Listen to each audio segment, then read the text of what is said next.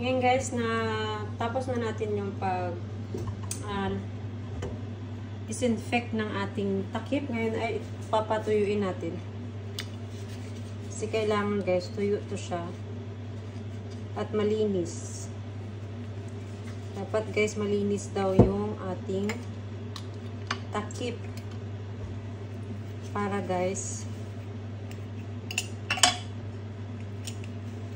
tatagal yung ating product. Yung ating jam.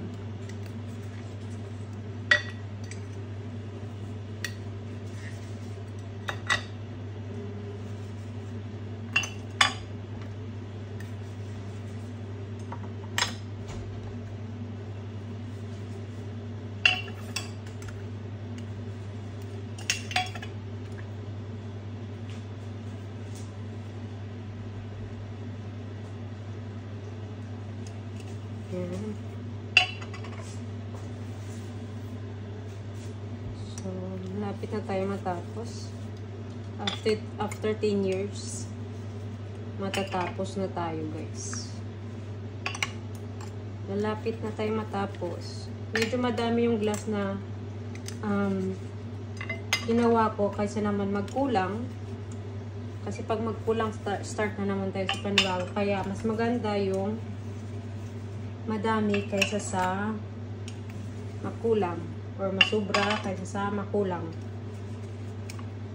Kasi hirap kaya mag-ano nito guys. Start ka na naman ng panibago. Disinfect mo na naman. Kasi ganitong process daw guys. Mas para tatagal yung ating jam. Ayan. So, ang gagalaitin na yung ating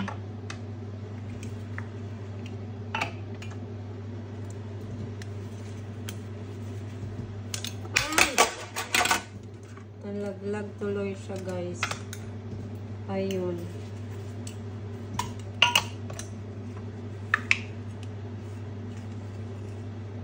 So, tapos na.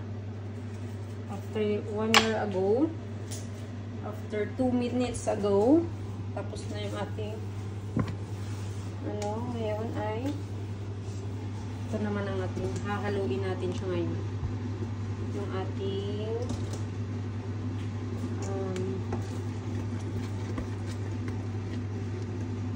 squash. Wait lang guys, pakita ko sa inyo para makita niyo. Yan. Naano ko na to siya na tawag doon. Kailangan mag-jelly daw to eh. Para yung sugar, maano siya. Ayan. Malapit na to siya matapos.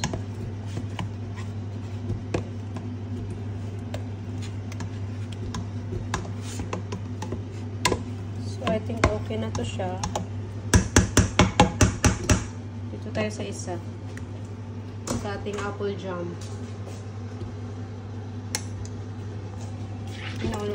Pumuputok-putok yan guys. Pumuputok-putok ito.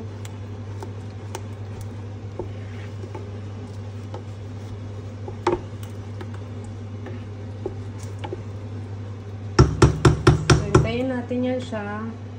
Tapos na tayo. Next pala guys, habang nagluluto tayo ng ating apple jam at saka yung ating squash jam. Ito po yung aking kaldero na paglulutuan ng ating mga preserved food. So, ito guys yung jam. Yan yung mga sample niya. Ito yung kanyang karton. So, hindi ko siya tinapon para pag after ko siya gamitin itong lutuan, pwede ko siya gagamitin ulit. So, para di malikabukan. So, ito yung kanilang guys. So, picture. Ang ganda ng picture nila. Pwede ka mag-init ng sabaw dito. Pwede ka na mag-init ng inumin, alak, or ano man, juice. Pwede mo pa siya paglagyan ng juice. Ayan.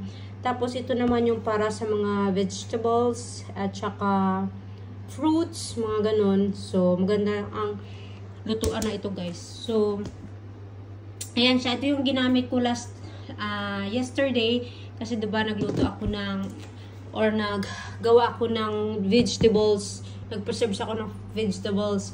So, ito yung kanyang init. Current niya ay 34.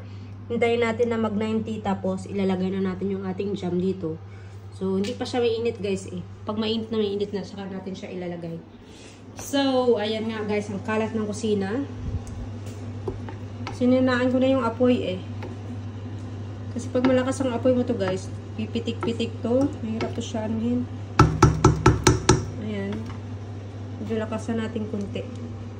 Takpan natin yung pantakip ko para hindi ako matalsikan sa aking mukha. Hirap kaya yan guys. Okay guys, thank you for watching. Bye!